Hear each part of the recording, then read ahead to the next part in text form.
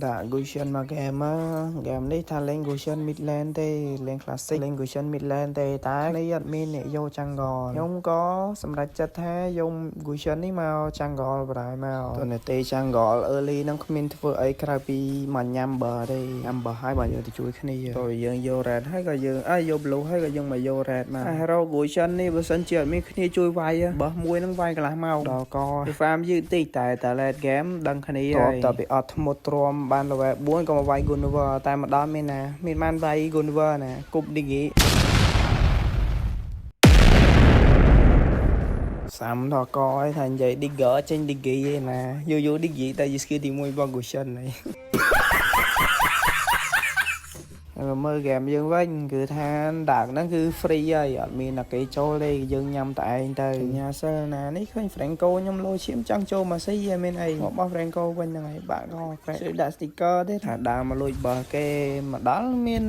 ម្ចាស់បើគេនៅហ្នឹងវាយម្ចាស់បើបរាយ10កបិតង៉ែ Gunver នេះ early រត់រួចតែឡត់ឲ្យរត់រួចទេ Way over សោកឬភ្លេងការសម័យយកពុនលើបើមិនជឿសាប់ខ្លួនឯងនេះបានហើយខ្ញុំជប់ voice over ហើយខ្លាចអ្នកមើលចង់បានពុនដែរហើយអ្នកគ្នាបើសិនជាចង់ទិញចង់លក់ account កុំភ្លេចឆាតជាមួយកាន់ page on gaming store ជ្រុលជាលឺភ្លេងការយ៉ាងហើយវីដេអូហ្នឹងដាក់ភ្លេងការបរោយទៅ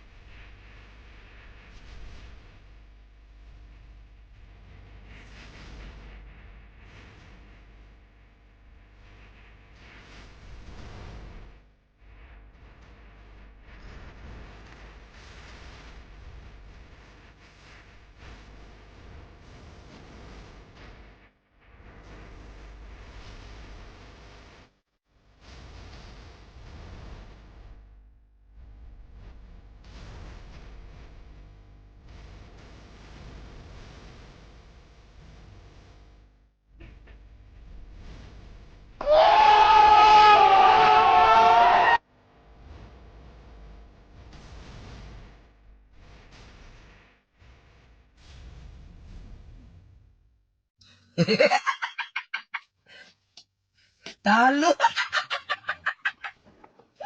Sorry.